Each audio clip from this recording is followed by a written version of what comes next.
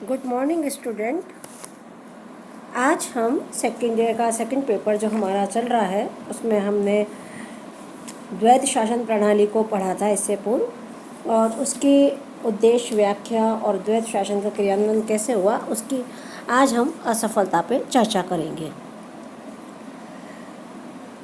यद्यपि कूपलैंड जैसे ब्रिटिश लेखकों ने द्वैध शासन की असफलता का उत्तरदायित्व कांग्रेस और उसके साथ ही एक अंग स्वराज्य दल पर डालते हुए लिखा है कि स्वराज्य दल की अड़ंगा नीति ने निरंतर गतिरोध उत्पन्न किया, जिससे ही यह प्रयोग असफल रहा।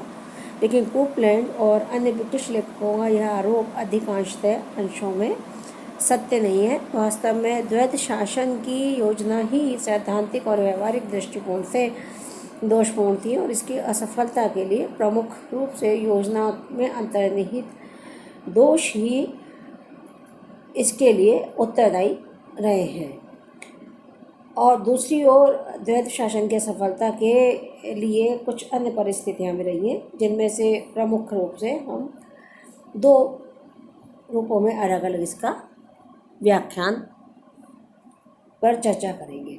द्वैध शासन में योजना के अंतर्निहित दोष जो रहे हैं उसमें है पहला, सिद्धांततः दोषपूर्ण। द्वैध शासन प्रणाली सैद्धांतिक दृष्टिकोण से दुष्प्रभावी थी। एक ही प्रांत की शासन व्यवस्था को दो भिन्न और अलग अलग प्रकृति की शक्तियों के अधीन कर देने से शासन में गतिरोध उत्पन्न होना नितांत स्वाभाविक था। शासन में एक आंगिक एकता होती है और इसके विभिन्न अंग पारस्परिक निर्भरता और सहयोग के आधार पर ही अपना कार्य कर सकते हैं।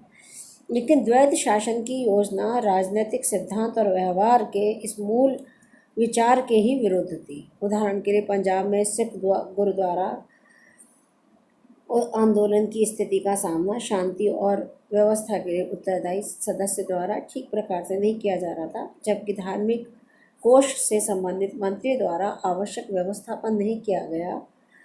शासन के दोनों क्षेत्रों के बीच सहयोग का अभाव होने के कारण शासन में एक रूपता संभव नहीं थी। इसी तथ्य को दृष्टिकोण में रखते हुए द्वैध शासन एक प्रकार की वर्ण शृंखल व्यवस्था है जो कभी सफल नहीं हो सकती, क्योंकि किसी देश अथवा प्रांत के शासन का संचालन दो पृथक और स्वतंत्र मंत्रिमंडलों द्वारा स्वतंत्रता पूर्वक नहीं किया जाता। वही नेक्स्ट इसका है विषयों का अतार्किक और अव्यवहारिक विभाजन। इसके अतिरिक्त 1919 के अधिनियम द्वारा दो सत्ताओं के बीच विषयों का जो विभाजन किया गया था वह इतना बेढंगा था कि उससे अधिक अतार्किक और अव्यवहारिक विभाजन की कल्पना नहीं की जा सकती। तीसरा पॉइंट है, हस्तांतरित क्षेत्र में उत्तरदायी शासन की सफलता के लिए आवश्यक था कि गवर्नर इस क्षेत्र में केवल एक वैधानिक प्रधान ही रहे। लेकिन 1919 के अधिनियम के द्वारा उसे मंत्रियों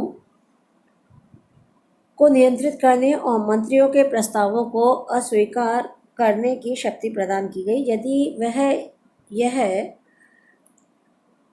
समझते थे कि इन प्रस्तावों को स्वीकार करने के परिणाम विनाशकारी हो सकते हैं, व्यवहार में गवर्नरों द्वारा विशेष परिस्थितियों के लिए प्रदान की गई इन शक्तियों के आधार पर मंत्रियों के कार्यों में अत्यधिक हस्तक्षेप प्रारंभ कर दिया गया।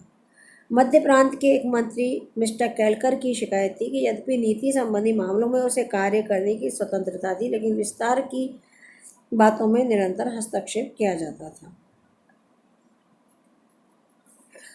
अगला जो पॉइंट है इसकी सफलता का वो है, हस्तांतरित क्षेत्र के लिए पृथक वित्त व्यवस्था नहीं। प्रांतीय शासन की रक्षित और हस्तांतरित दो क्षेत्रों में विभाजित कर दिया गया था, लेकिन दोनों के लिए पृथक पृथक वित्त की व्यवस्था नहीं की गई थी। वित्त एक रक्षित विषय था और संपूर्ण वित्त कार्यकारिणी परिषद के एक सदस्य के ही हाथ में रहता था। ऐसी स्थिति में जैसा कि मिस्टर चिंतामणि कहते हैं कि वित्तीय सदस्य निश्चित रूप से ये चाहता था कि हस्तांतरित विभागों को अपनी ज़रूरत का धन प्राप्त होने के पहले उसके रक्षित विभागों की सभी आवश्यकताएं पूरी हो जाए। वास्तव में आर्थिक शक्ति के बिना मंत्रियों की दशा अत्यंत शोचनीय थी। इस संबंध में सर मोहम्मद फखरुद्दीन ने कहा था कि मंत्री जिन्हें राष्ट्र निर्माणकारी विभाग प्रदान किए गए थे, धन के अभाव में अपने कार्य संपन्न नहीं कर पाते थे। वहीं अगला जो बिंदु है बच्चों, मंत्रियों का सेवाओं पर नियंत्रण नहीं। उत्तरदायी शासन की सफलता के लिए यह आवश्यकता कि विभाग के स्थायी पदाधिकारी पूर्णतः संबंधित मंत्री के अधीन हो, परंतु द्वैत शासन के अंतर्गत यह स्थिति नहीं थी। मंत्रियों के अधीनस्थ विभागों के जो स्थायी प्रमुख होते थे, उनमें से अधिकांश भारतीय नागरिक सेवा यानी ICS के सदस्य होते थे और 1919 के अधिनियम के अधीन इन सेवाओं के अधिकारों और प्राधिकारों की रक्षा करना गवर्नर का कर्तव्य माना गया था। व्यवहार में इसका अभिप्राय यह हुआ कि स्थायी पदाधिकारी की नियुक्ति, स्थानांतरण और पदोन्नति पर गवर्नर का नियंत्रण होता था, न कि उस मंत्री का जिसकी अधीनता में वे कार्य करते थे। उत्तरदायी शासन की भावना के प्रतिकूल इससे बढ़कर और कौन सी बात हो सकती थी। यदि मंत्री और नागरिक सेवा के सदस्यों में किसी प्रकार का मतभेद होता तो नागरिक सेवा के सदस्य मंत्रियों की अवहेलना कर उच्चतर अधिकारियों की सहायता से अपनी ही बात रखवा सकते। अगला बिंदु है सामूहिक उत्तरदायित्व के सिद्धांत का अभाव। सामूहिक उत्तरदायित्व के अभाव में भी उत्तरदायी शासन सफलता प्राप्त नहीं कर सकता है, क्योंकि गवर्नर मंत्रियों को किसी दलीय आधार पर नियुक्ति नहीं करता था, अतः मंत्री एक दल के न होते थे तथा इस प्रकार संयुक्त उत्तरदायित्व का अभाव रहता था। कभी कभी गवर्नर दो विरोधी दलों के लोगों को मंत्री बना देता था, जिससे वे एक टीम के रूप में कार्य न कर सकते थे और परस्पर विरोधी विचार व्यक्त करते थे। अगला बिंदु है बच्चों विधान परिषदों का दोषपूर्ण संगठन। उत्तरदायी शासन की सफलता के लिए विधान परिषदों में संगठित दलों का होना भी आवश्यक था, लेकिन इन परिषदों में संगठित दलों की स्थापना की तनिक भी संभावना नहीं थी। प्रांतों में जो विधान परिषदें बनाई गई थी उनका ढांचा अत्यंत दोषपूर्ण था। उसमें लगभग 80% सरकारी या सरकार द्वारा नामजद गैर सरकारी सदस्य थे। जो सदस्य निर्वाचित थे वे ही विशेष हितों के प्रतिनिधि थे और उनमें से भी अनेक सरकार को प्रसन्न करने की चेष्टा में ही लगे रहते थे। विधान परिषदों की इस दोषपूर्ण रचना के कारण विधान परिषदों में मंत्रियों की अपेक्षा गवर्नर को ही अधिक प्रभाव प्राप्त होता था और मंत्री अपने अस्तित्व के लिए गवर्नर पर ही निर्भर हो जाते थे। यह बात उत्तरदायी शासन के मूल विचार के विरुद्ध है। तो बच्चों ये जो 7 पॉइंट हैं ये बेसिक है जो इसके असफलता के कारण है, और कुछ अन्य बाहरी परिस्थितियाँ जिन्हें मैं आपको पॉइंट वाइज बता रही हूँ। अन्य बाहरी परिस्थितियों में प्रांतों में द्वैत शासन की असफलता का मूल कारण तो इसमें अंतर्निहित दोष ही थे, लेकिन कुछ परिस्थितियां थी, जैसे आरंभ से ही सुधारों को उचित राजनीतिक वातावरण प्राप्त नहीं हुआ।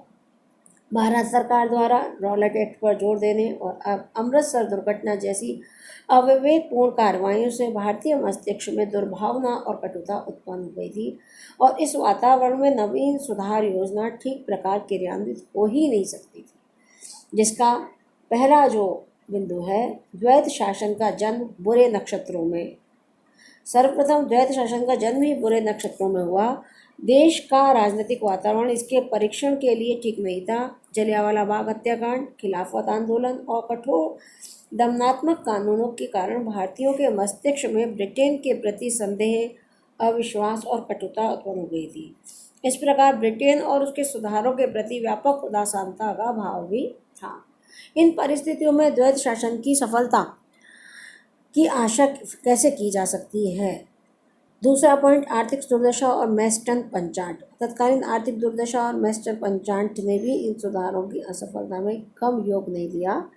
1920 में समय पर वर्षा न होने के कारण फसलें ठीक न हुई, भारतीय बाजारों में मंदी आ गई और इन सब बातों से पहले से ही दुखी भारतीयों के दुर्भाग्य में और वृद्धि हो गई और इस प्रकार मैस्टन पंचाट आया, जिसके अनुसार इस खराब स्थिति में प्रांतों द्वारा केंद्र को अनुदान दिया जाना था।